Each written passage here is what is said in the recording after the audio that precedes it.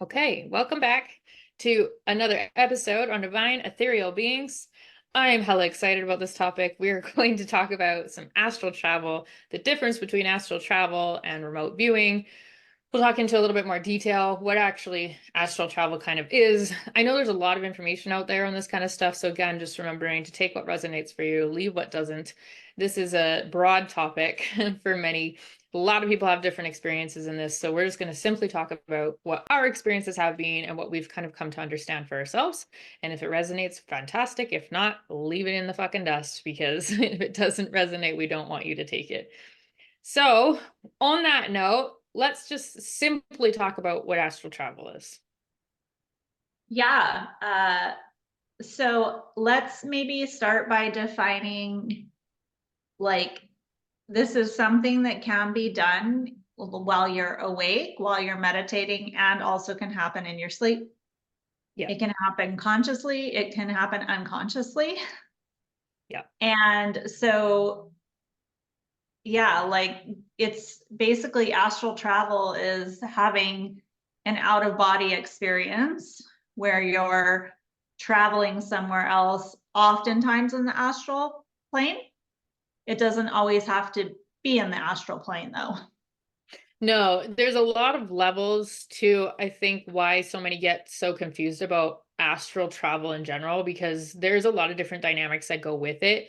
And I think too many kind of just lump sum it all together as like this one thing. And it's really not just this one thing, it's a many different experiences through astral travel.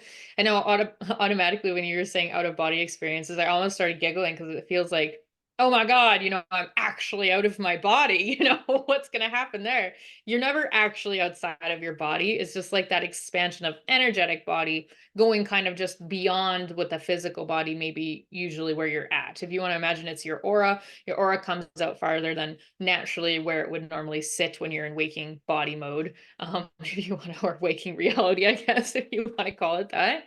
It's quite an experience that some, like, even for myself, when I first like actually astral traveled and I was conscious of it, I got a little freaked out by it because it was like it's this weird kind of sensation at first. And it's not always something that's super comfortable. If you're doing it on that conscious level, it can be really kind of awkward and uncomfortable. And you're like, what the hell's kind of going on? You might feel really floaty. You might be really aware that your body's extremely still, but all of a sudden you feel like you're really active, and yet your body's, still sitting there in a very still place. I had motion sickness. I know that in the summertime, I think that I remember telling everybody when we were in our circle and stuff how everybody was chanting and you and I would just be like freaking gone on astral plane travel, and how fast it would sometimes happen to me that I actually thought I was going to get sick. Like it would make motion sickness happen to me. So there's a lot of different aspects to this that a lot of people either get freaked out by or they don't want to have that experience. But we'll talk a little bit about the unconscious stuff, and we'll start with the dreams, I think, because it's quite a common place that astral travel can happen to many without even necessarily realizing is in the dreams. So take away the dreams, Dayna. Yeah. So a lot of the work I do really is in the dream times, when we're sleeping. And I typically astral travel. Well, we all astral travel in our sleep. I'm actually conscious that I'm astral traveling and know that that's what's going on. And so I have multiple experiences of being asleep, becoming aware that there is another being in my space, in my home, in my room, who has a human physical form. First of all, they're humans who are typically unconsciously traveling to my space. And for whatever reason, they're in my room or apartment at that time it was. And I've had, like, so one is like, why is this? Why are they here? Right? Like, what's their agenda? And most people can tend to be lost. Like maybe their soul recognizes you as somebody who's connected and in tune and a bright light. And so, or you were a comfort for them, so they feel safe. So they're unconsciously astral traveling in their sleep. And maybe they're just curious, like, what are they up to, you know? And then I've had some experiences that maybe don't feel so, you know, innocent, let's say. And either way, what happens is I'm dead asleep and I actually become aware that there is somebody in my space, and I'm able to basically consciously astral travel or project while my body is still asleep in bed and kind of confront them on the spiritual plane in the physical, if that makes sense, and kind of command them out of my space because they shouldn't be there. So yeah, it can get really interesting. Do you have questions about that to clarify, or was that clear No, I how? just want to make sure everybody knows, like, just because, Dana's had these experiences and she was aware of these other people being in her space does not mean she was any type of danger, does not mean that anything bad's going to happen to you just because it's being like brought to your awareness that this can happen. I just want everybody to know, like, your privacy is still your privacy, your free will is still your free will. Like, nobody's going to come in and fuck with any of that. It's not allowed. It's universal law. So just know that you're still safe. It's just when you kind of have sometimes those moments where you're dreaming and you become a little bit more conscious of it, that's where I'm saying it can be a little bit jarring, because it's like, what the fuck's going on? Like, why or who is this? Even though it may be your space in the physical world, doesn't mean it's necessarily your space in the astral realm, because the physical things don't exist when it's all just energy. So I think that that's probably just the biggest thing that my team was like, just remember, everybody knows that they're still safe and that they're okay. It just can be a little bit of a jarring situation when you realize as human that that's an experience that can be had. Yeah, no, it makes a lot of sense though, because the more work you do on yourself, the more connected you become, the more self-aware you become. This becomes a little bit more of a known thing, right? Because your conscious starts working more with the subconscious mind. So in which you may very well become very aware in that moment, or you're in your dream. Again, a little bit different. Like, obviously lucid dreaming knows, you're dreaming, like you're in a dream, right? You're dreaming, you're asleep. But astral travel is a little different because it really feels like you're almost fully awake in the dream realm, I guess is the best way to kind of put it. Let's talk a little bit about the astral plane though, because I'm feeling like I don't know if many understand truly what that is. So the best way, I don't know, my best vision that I've ever had of what the astral plane kind of is like, it's not just levels, like they're not just up and down levels. It's kind of like rolling hills. I feel like more of how the energetics work of an astral plane. So there's always different levels of astral plane, just like there's different vibrations of human, or wherever you're kind of vibrating from. But when you're choosing to kind of astral travel, there's this more common one that we all end up in the first plane, is what I like to call it. And if you really want to think about it like actual planes traveling, you can think about it that way too. So like, just depending on where everybody's at and how conscious they might be of it, yeah, you might be on this plane or that plane or that plane. Um, so I think that you just need to understand that the astral plane is just a pure energetic type of reality that exists all the time. It's just this space that we don't fully understand as human, because our world is very much 3D. It's very much physical. It's like, if you can't touch it, it's not real feeling. So Yeah, it's just a plane of energy. So like yeah, a plane of energy that is not in the physical manifestation space, right? And it's it's where we go. We all astral travel when we're sleeping, like conscious of it or not, we're all doing it. And you're always connected to your body. Like, you're always connected to your body, and you're safe there. Like, again, you can't be harmed in the astral plane. And so there are a lot of people and who are trained to move in and out of the astral planes, plural, right? Because it's like various densities, various frequencies, various dimensions, and different types of, you know, beings access different levels, quotes, of the planes, right? Of the astral planes. And it's important to remember it's just energetic frequency. So when you were describing the rolling hills, I was seeing like a wave of energy. Yeah, Uh, that's exactly, yeah. yeah. Or a radio wave is like Yeah. different radio waves is probably another great way of kind of giving that analogy to understand how they kind of work. And again, the more conscious you are when you are astral traveling or choosing to astral travel, it becomes a place where you can kind of start to jump those different energetic waves or different frequencies of the astral plane, to meet up with certain beings, or if you want to meet your guides or something like that. And sometimes you choose to want to astral travel instead of just doing it in a meditation. If you're, advanced, feeling advanced enough to feel like you can do something like that, it's again, it's a different frequency that you have to kind of meet them on. So you're going to have to jump into some different radio waves before you're going to have more of that full connection on an astral plane. Because often if it's more of a highly ascended being, they can't drop, down into the lower parts of the astral travel. Because really, when you think about the people, like you said, that are unconscious, as we all have been unconscious in astral traveling, we all end up kind of on that same radio wave because we're not really aware we're doing it. So you'll find more people on certain radio waves than you will on others. If you're jumping radio waves and you're conscious of it, the higher you jump, the more likely you're going to find someone that's aware of you as well.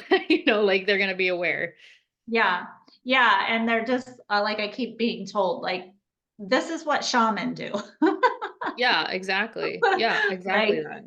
with like even just demystifying kind of what shamanism is, and a lot of people view it as like a religion, and for me it's like, no, a shaman is a person who has an ability to travel the realms, who has a vast wisdom, knowledge, and understanding of how the universe and energy works and the interplay of all of that, how it impacts the physical and everything else. So like I have shaman training. Like I'm not saying I'm like some full-blown elder native shaman by any means. That's not what I mean. But I am aware and able to traverse, the realms. And I don't know, like I know you can too. So I don't know what your training Granted, I've person. never had any training per se Yeah. on any of that though, right? It's just been a natural connection for me. I just knew it from a soul level.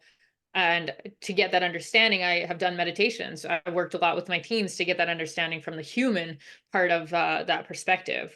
But it's funny because it's like, it's very true though, and they're bringing back that dream actually a few weeks ago, or maybe last month it was. That, remember how I sent you a voice note saying, "Hey, you were at my bedside last night." Yeah. So I actually had that moment with Dayna myself. One night I had gone to sleep and woke up in my dream, but I instantly knew I was astral traveling because it's a bit of a different feeling than just lucid dreaming. Lucid dreaming, I often find I'm already in a dream and you all of a sudden become aware that you're dreaming, right? Yeah. This was that moment where I actually woke up per se in this dream state and I was in my room still. And so everything looks normally like how it would, and all of a sudden I look over and Dayna was at my bedside. And so I instantly knew right away, obviously we live in two different countries and she wouldn't just show up at my bedside. And she wasn't actually aware, in that moment that she had astral traveled. So I just remember her saying hi and I said hello and I said, do you need help? Like I didn't know what else to ask her, right? Because it was like, usually she's quite aware, but my guide showed up and they said, she's not aware today, but we need your help. So we were meant to just go and do something together that night. And I honestly don't even remember exactly everything it was. It was short necessarily in the dream. I remember we left my apartment and they took us somewhere. We did something and then that was that. And that astral travel was over and I was back home, sleeping in my normal dream state now. So it's just those things that it can become quite fun, to be honest, as well, because when you become more aware and you want to astral travel on more of a conscious basis, I mean, obviously starting a meditation is going to be the most helpful way to do that. But when you start astral traveling, I think the easiest thing was for me as well, because when I started doing it on a conscious level, because I would get sick feeling and all this stuff would happen, it wasn't very comfortable, that I would go to places that I knew quite well. So either places you visited before, or places that weren't super far away from where your actual physical body was. And that actually helped me to start to get used to some of that motion of feeling the floatiness and sometimes that unorthodox movement that I felt like I was kind of on a little bit of a boat every now and then with the motion of moving, but you actually aren't moving. It can be hard. You know what they instantly brought back is the VR system. So like that virtual reality. If anybody's played in that, you know that weird aspect when your brain feels like it's in like this whole other world and your body's not. That's very similar to what astral travel feels like when you're doing it on a conscious basis. So if you really want to know, go pick up somebody's VR headset and put it on and have a go at a game, because I promise you it'll kind of give you more of that motion of understanding. The brain is somewhere else, but the physical body is still kind of here. So Yeah. it's fun. They're reminding me of this hike that we did in the mountains, and there's this huge boulder that you climb up and you're overlooking the valley. And so went up there, sat, got really grounded, motivated, but on the rock, you know, and meditated and astral projected and was able to go into the realms of the earth and work with beings in the earth. And then I actually flew basically out around the globe. And but my body was so grounded and connected on the earth that there wasn't any of kind of like what you're talking about, where an uncomfortable feeling. But again, I also, one, these things are natural to me. Two, I have training on it and I know what's happening. And so it can really be fun. A lot of people, I think, have the experiences though also and almost get like addicted to Mm-hmm.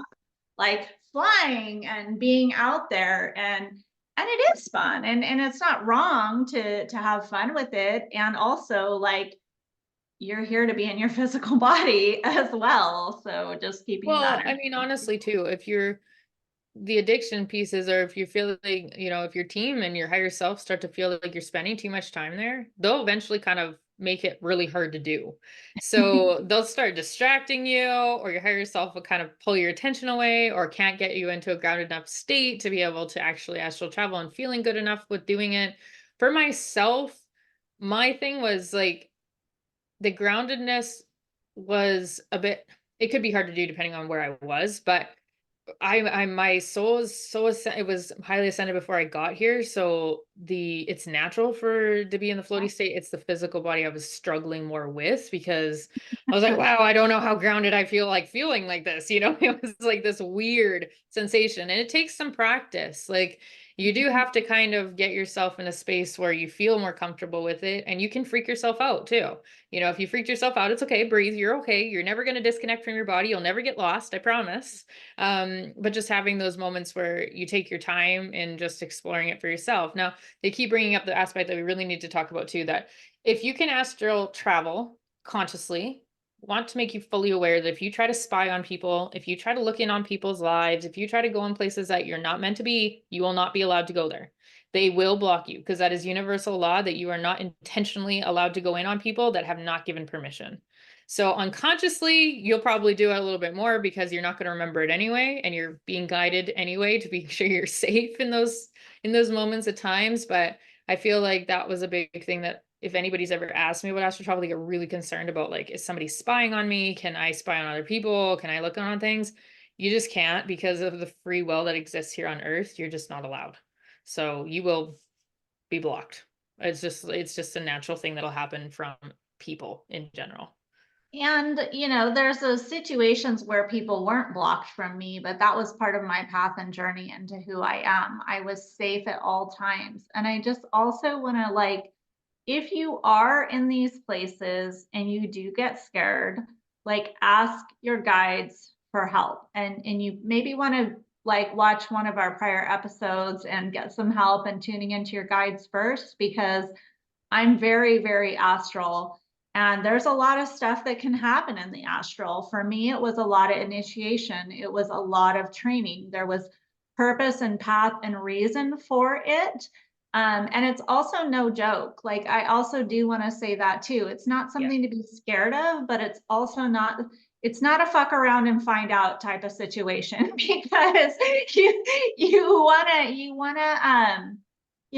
to have your team there Yeah. and rely on them. And also as souls having a human experience, I do believe everyone has access and can do it. And we do it 100%. unconsciously, we do it naturally. So you might as well learn about it and become conscious of it, right? And utilize Yeah. it. I So, agree. I agree. And again, just remember to have pure intention. If you're going out searching for something of yourself, if there's something you're wishing to learn about yourself, make it more for you than making it for other people. I'm just like that's coming from a place of love for yourself as well, which will make it a lesser of an intense experience than fucking around, right? Because like you can get yourself into a little bit of trouble sometimes if you're not careful, and if you don't know your team well enough to call for help or those things that make you feel safe, don't do it for yourself. Like do your practices a bit more to get yourself to a point where you trust your team, where you trust yourself, and that you feel comfortable. Because even for myself, I avoided astral travel consciously for a long time because I didn't want to do it until I knew I was safe with my team. And so every time I do astral travel, my team is right there. They're the first ones I ask to be shown and see again because I want to make sure that they're with me and I'm safe. And if I'm doing it, it's one of my favorite places to astral travel and sit outside the earth. Honestly, that's like one of my favorite places to just sit and watch the earth. It's just a beautiful space that I will go and get clarity, or it's a meditative state sometimes. But astral travel has become very normal for me to use in meditation. It's just one of those things that not everybody would be comfortable, astral traveling and meditation. That's okay. But it's just a place to use it to self discover more than anything. And that will make it a better experience for the most part as well. It'll give you more clarity. You'll start to understand things. But if you're meant to learn things too, just like you said, just be prepared because it can be intense when you come back. That could be an activation that just happened, and now everything gets a little more intense in the physical world, or things start to shift and change a bit more than you expected as well. Usually, always for the highest good of yourself. But if you're not prepared or ready for it, it can be quite intense and quite emotional. They keep talking about the well, emotions that can come with that. and I think that there's something to being able to open an astral door, travel, have an experience, and come back and close the door. Like these are where the practices come really important. And when I say close the door, that can simply be you asking your team to close the door. Like have good hygiene with this. Like, if you open a door in the astral, close the door when you come back. Like, Yeah. period. Yeah, it's just like when you leave somebody's home, you always make Yeah. sure you close the door when you come or enter, right? It's the same kind of deal. Yeah. And it's not to say that anything bad will happen because I promise you your team will likely close the doors for you after so long anyway. But just if you're going to do it on a conscious basis, to stay conscious of all of it, just to understand that yes, there's universal laws that are set in place, but that doesn't mean some people can't somehow loophole or squeeze, here and there on crossing some lines as well. And if you're willing to say, "Oh, I just want to do this just because I want to," you don't have the best intentions behind it. I'm not going to lie, you can get yourself into some trouble sometimes, and your physical body might not feel great after either. You might feel like a sickness come on or a cold or something. I've seen it knock down people before. So you can't actually come back right away because you're kind of living out a karmic chain you just created for yourself there, right? So pure Yeah. intentions is the best way to go about astral travel. And it can be great. I mean, I thought it was pretty neat that I could just float outside the earth and just see everything, from that aspect. And I think for me, it's just the beauty of that expansiveness that exists in the astral travel as well. Yeah. And I just like they keep showing me the DNA even between our age gap. Like Hmm.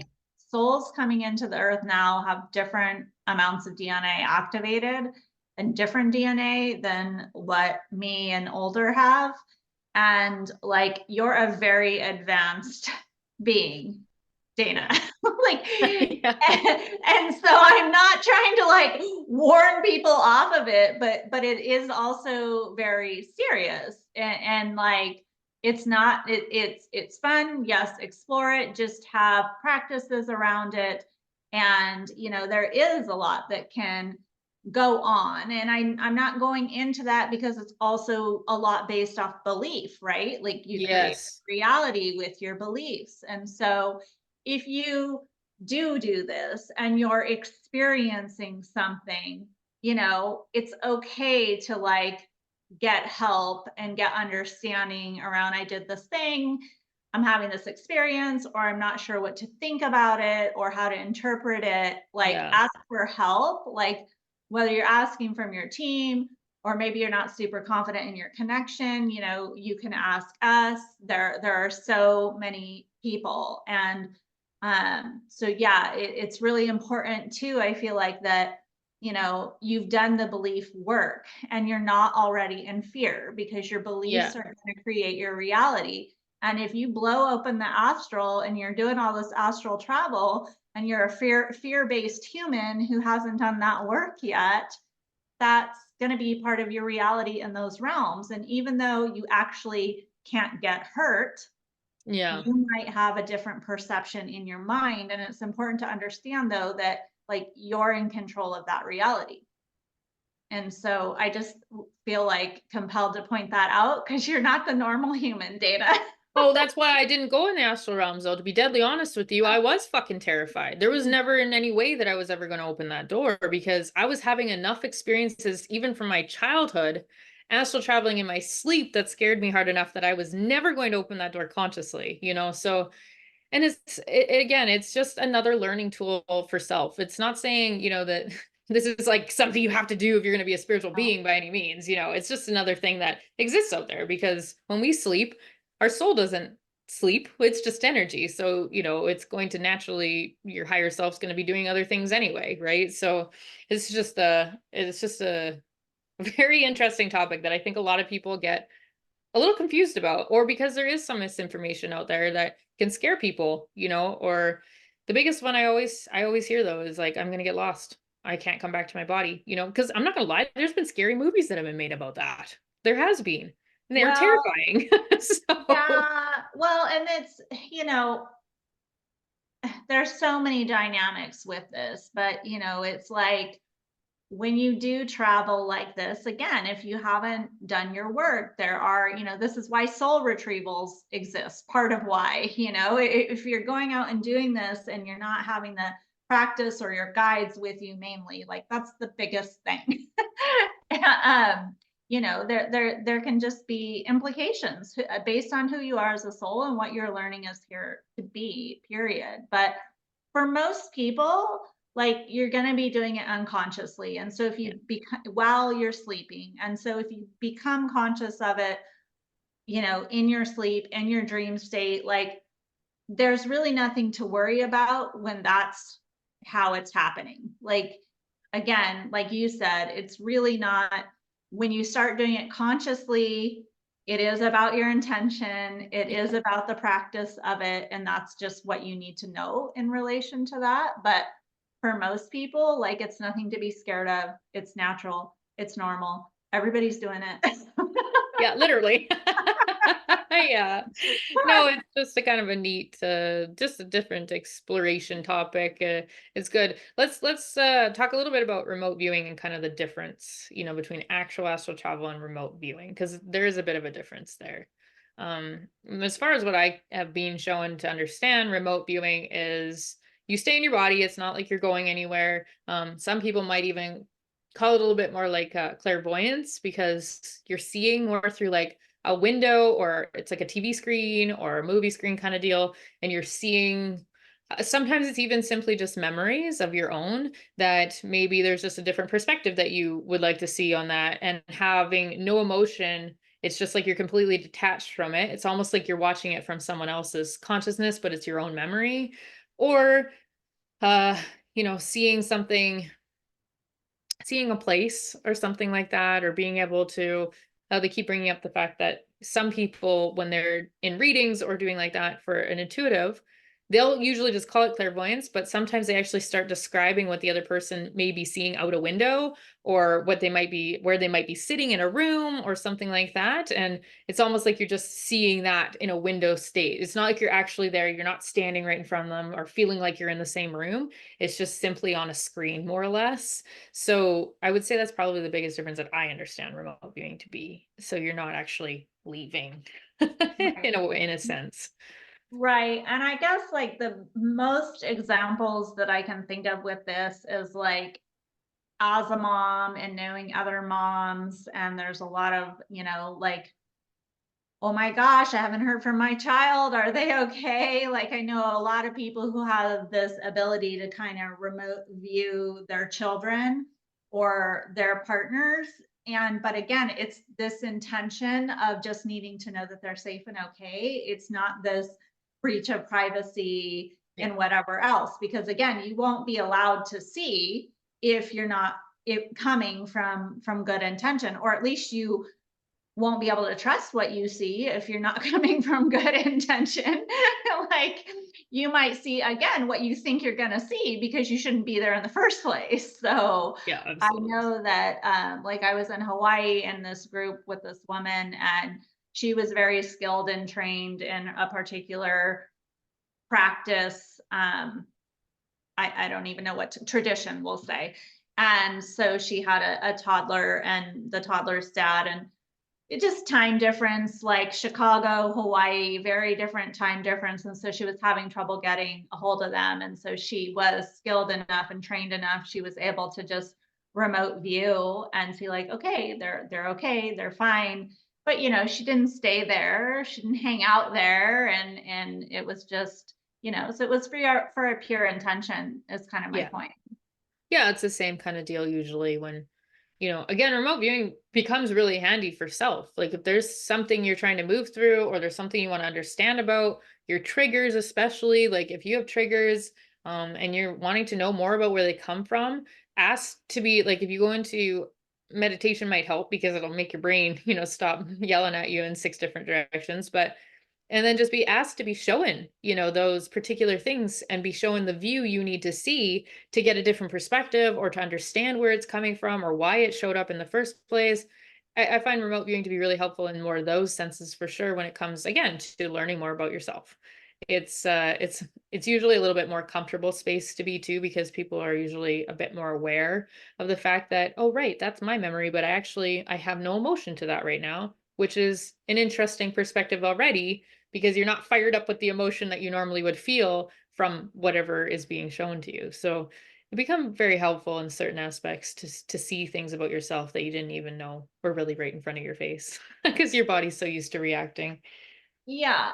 And I can remember one of the very first times I meditated was, I think it was kind of like a remote viewing experience where basically I was shown my grandmother's death, where she was actually floating above her body. She was very much at peace. So I was getting to see within my own experience, like here's here are the dynamics, here's the physical human scene, here's grandma as a soul, and then and I was viewing my parents' house where she was in the room and all, and I got to view the firefighters come in and out and deal with her body, and I actually got to view my mother. And for me, like, this part's not remote viewing, but I actually got to experience the emotions that my mother had finding her mother. And so it for me I had so much understanding in this experience, right? I got to have